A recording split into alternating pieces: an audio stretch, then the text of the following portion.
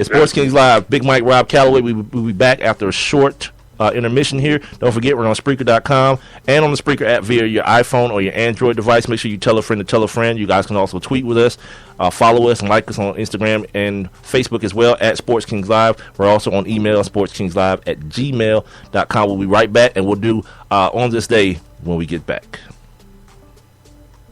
What's going on, everybody? It's your man, Big Mike. Yep, and this is RC, Rob Calloway. First of all, we'd like to thank everybody for being down with the Kings and for supporting Sports Kings Live. Your listens, downloads, likes, and follows have allowed this show to grow by leaps and bounds in just a few months. Now, if you have a product or a business and you'd like to promote it on this show, it's simple. Just email us at sportskingslive@gmail.com. And once again, thank you for being down with the Kings.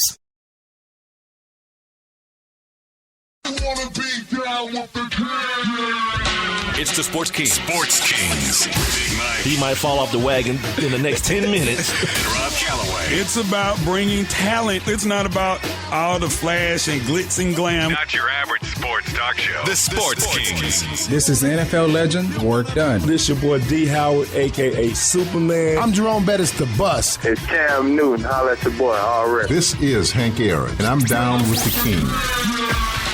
Tell a friend, Kings is back. 1 hour down, 1 to go. Right here on Sports Kings Live. Big Mike, Rob Calloway here with you. We're on Spreaker.com and the Spreaker app via your Android or iPhone device. Twitter, Instagram, and Facebook are our social media vehicles of choice. At Sports Kings Live is the handle. And the email, sportskingslive@gmail.com. The first hour we spent getting you out of the Western Conference Finals and into the NBA Finals a little bit, very, very little bit. We talked a little bit about the recent firing of the Chicago Bulls head coach, Tom Thibodeau.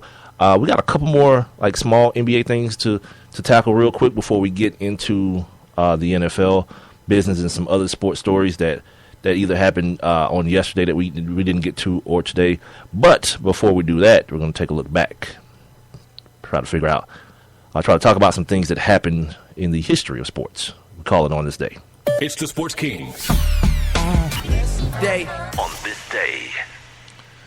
Yeah, see me over here, dude. I'm like a octopus. I got like 2 mouses, 2 computers, a tablet, and a phone rocking over this joint. All right. Here we go. On this day, in 1941, on this day, the first night game in Washington, D.C. took place. The Yankees beat the Senators 6-5 in Griffith Stadium. On this day in 1946, the first night game at the Yankee Stadium took place. What? They just started playing night games in 58? No, 1946 at Yankee Stadium. 46. Yep. Oh, okay. And subsequently, it was against the Senators again. The first night game in Washington took place between the Yankees and the Senators, and 5 years later, the first night game in Yankee Stadium 1 took place between the Senators and the Yankees. Boy. The Senators actually won that one.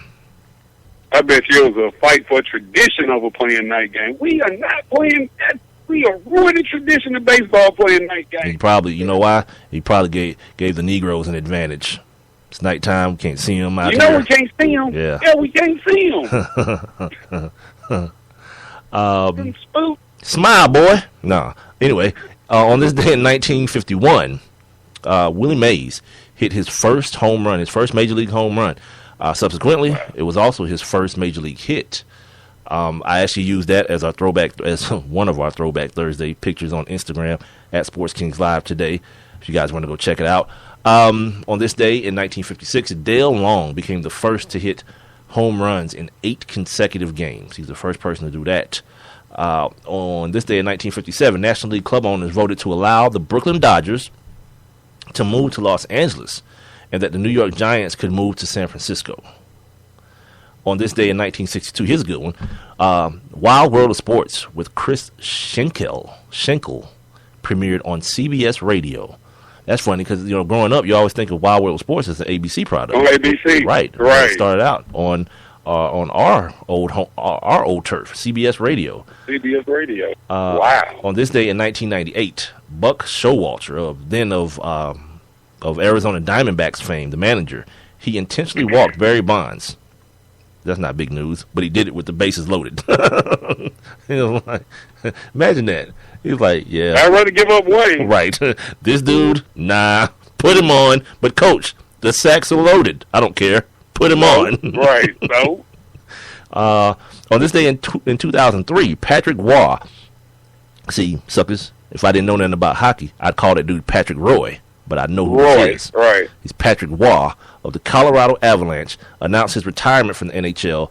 He left his career as the NHL leader in victories at 551 and games played at 1,029. He was also the all-time leader in playoff victories, games played, and shutouts. You know what's weird? What's that? Really quick, is that on this day yesterday, you talked about the original Colorado Rockies, the hockey team that moved to New Jersey and became the Devils. And then the Major League Baseball team, when they got their franchise, they named them the Colorado Rockies. But then when Colorado got their new NHL franchise, they named them the Avalanche. Look at you paying attention to On This Day. I don't even pay attention to it, and I read it. Good for you. That caught my attention right there. Like, okay. That's awesome, so we got a dude. little Colorado history. Yeah.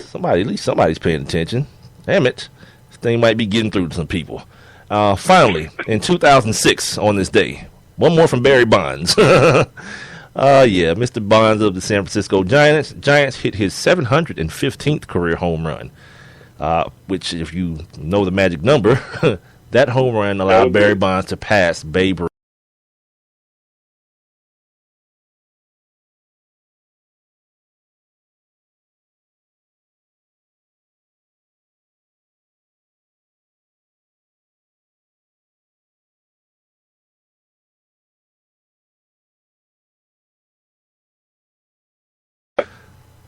Oh, okay. Yeah, you got to cuss at him a little bit. All right.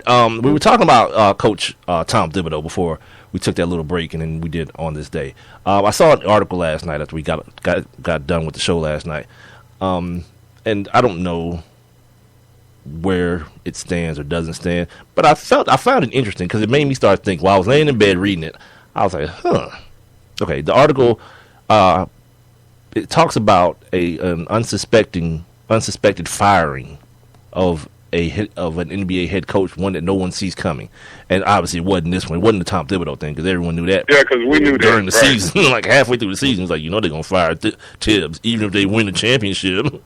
So we knew that was gonna happen. So what I did, I was like, all right, Mike, what's the best way to attack this? All right, let's think of guys who we know won't get fired, who it couldn't be, right? Okay, Pop, top of the list. I already said Pop, Bud, and Kerr immediately, right? Then I went Stevens up in Brad, up in Boston. Yeah. I went Jason Kidd. You know, for all the trouble they had to go through to get him, for them to fire him after a year. He's there. Yeah, and then they went to he's there. Yeah, doesn't really seem like plausible, right? All right. So I'm thinking like who? I don't even know. Look, dude, I don't even know who the Charlotte Hornets head coach is. I ain't even gonna front because I was thinking about it last night. I was like, who the hell is there? Like the last dude I remember was like Paul Silas, and I know that was probably like a decade ago, probably. Like I have no idea who their coach is, dude. I was about to say Doug Collins, but I know he's not coaching. Yeah, it's ridiculous. I don't know. So it's like, but it's unexpected. So I started trying to think who. And I started like Rick Carlisle in Dallas. Could that be a thing? Like, is there maybe a kind of a love of Rajon Rondo? Clifford. Who? Steve Clifford. Who is Steve that? Clifford is the. That's well. Hi, Steve. I'm Mike. Nice to meet you. I don't know who the hell he is. So then I was like, I kind of ran out of names real quick of guys who wouldn't, I don't believe would get fired. And I was like, all right. Who would I be surprised? I changed my mind. I was like, okay, who would I be surprised then if they got canned? And the first person who's the first person that pops in your mind? Black. That would really be. Would that be a surprise to you? Like the more Dan Gilbert says, I never planned on firing David Blatt, makes me just say that dude planned on firing David Blatt. Like I don't believe anything he says. Like the more I hear that out of his mouth, it's like yeah, that's the kiss of that's Judas. Oh, that's Judas in the flesh, cause the kiss of death. Yeah. So no, that ain't gonna surprise me. So that's the first person that pops in your mind is David Blatt. Yeah. I mean, I think he's gonna get fired anyway. The first person that popped in my mind was Doc Rivers. Ooh. The first person that popped in my mind was Doc Rivers immediately. And you know what? Look, man, you might be right. You might be. I didn't even think about the Clippers because I didn't even. Yeah. You might be right. Who's the second person that popped into your mind?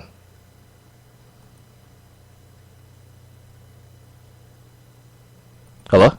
Yeah, I'm right here. I'll give you my second person. Was Dave Yeager. Oh. Because I talked about it when they got eliminated. I was like, what's different in this team than when when Lionel Collins was here? Like, what's the difference? Or what Lionel Hollins? Hollins is his name. But would that? Yeah, Lionel Hollins. Would that be? Would that really be a surprise? I mean, maybe because that's the first year coach. Yeah, and he was supposed to be the dude who took them to the next level with the sabermetrics and all. And Lionel Hollins was supposed to be this old school guy, and we wanted to usher in some newness. Yeah, and it was like the same team. They couldn't shoot the three, and it was like, we're gonna old school you to death with banging it inside with Gasol and Randolph, and obviously that didn't work. Because he got there and you know. Yeah, it was the same thing. Realized what he had. Yeah, the same team got on the court and did the same things. But you know that Doc Rivers thing, I could really see it being him, and for one reason in particular. See, well maybe two. He was hired first of all by what's the dude's name? Donald Sterling. My homeboy, Donald Sterling. Yeah, that's my homie. He was hired by Donald Sterling, right? And given this president of basketball operations and the head coaching position. See, now you got this new owner, Steve Ballmer, that's his name? Yes. You got him in now, and, you know, I don't know how satisfied he is with the performance that, I'm not going to say the performance, but the way that Doc has been leading these Clippers. I mean, you know, you're talking about, and I hate to say any coach that loses a 3-1, you know, that loses a 3-1 series lead should be fired, but I mean, it brings a lot of questions in the mind, you know, like, okay, well, you have all these guys who spending all this money on all these guys who spend all this money on you, you know, like, you know, I mean, he might not be one of these. He had to have J.J. Redick. Remember that? He had to have, and Donald Sterling took a lot of heat. Was like, I'm not paying a white backup for white boy, right? that much money. Yeah, and everybody that was was like, the other racist comment he made, right? Is it really racist if he's white though? Well, I mean, everybody said that. See, there's the conundrum we're in. Like the Harrison boy called a white dude an N-word. What do we do? What do we do? Racial slur. Yeah, this is a new one. Yeah, but you kind of look at it a little bit more conventionally than I looked at it, because I don't know what this president of basketball operations thing is. I don't, if that's a de facto GM, that's what it sounds like. Yeah. He makes the personnel decisions. Because he makes the decisions, right? And he was the one that talked to himself and was like, "Hey, self, let's sign Austin Rivers." And this is why this is the reason I thought that, not because he lost in the playoffs and lost a 3-1 lead. I was like, what if Doc is just ready? What if he's ready to do the old Pat Riley? You know what I mean? Like, I'll take a step back, in a sense, fire myself, continue to make personnel decisions, put some dude in the chair. Then when the meal's almost done, I'll pull it out the oven and say, look what I cooked, everyone. You know, do one of those numbers. Like, you go ahead and do this with these players that I picked, then I'll find a reason to get rid of you. Like, you need to spend more time with your family, Stan Van Gundy. Yeah, and I'm gonna come out of the front office. And lead the team. And no one will be the wiser. Like, that's what goes through my cynical mind. Like, yeah, what if that does happen? Like, if it's unexpected and this dude has the power that I guess the president of basketball operations would have, like, he'd have the power to fire the coach, but in this case, the coach would be him. You know what I mean? Him, right. And he just tells people, I just kind of want to, concentrate my efforts in this certain realm here. That would be BS. That would be BS. Yeah, because it always is. I just gave you the perfect example. Like, Stan Van Gundy had to go spend no damn time with his family. Pat Riley was like, there's a championship on the horizon, and I want got it. to be the coach. I want it. Not that he wasn't already go get a ring. You know what I'm saying? But you want the credit. No, you want the credit of the dude